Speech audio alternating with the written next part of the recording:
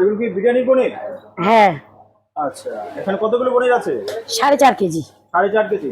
আচ্ছা, এই পনির দিয়ে কি কহারি বিরিয়ানি হবে? 1 হাঁড়ি। মাত্র এক? আমাদের প্রথমে 1 হাঁড়ির জন্য তৈরি হয় সবকিছু, তৈরি হয়ে তারপরে যেটা হয় সেটা আবার। আচ্ছা, এরপরে কি আরো পনির আছে? হ্যাঁ। কি বলছো, আরো আছে? হ্যাঁ আচ্ছা মাসি, তোমার পার ডে কতগুলো পনির লাগে? লাগে মোটামুটি, লোক বুঝে লাগে আমাদের। ফ্রিজে রেডি থাকে, যখন যেটা হয় সেই রকম কাটিং হয়।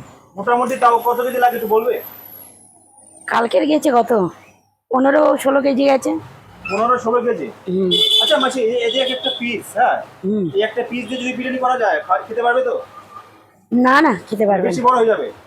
তোমার তো একটা বিরিয়ানি ছিল স্পেশাল, মানে পনির দিয়ে, ওটা কি আছে এখন? না, এঁচোড় তো নেই এখন। এখন এঁচোড়টা নেই, এঁচোড়টা হলে আবার হবে। আচ্ছা মাসি, তুমি তো বলেছিলে যে 12 মাসের এঁচোড় পাওয়া যায়। না, এখন কম দাম আছে, এখন এঁচোড় ছাড়বে না।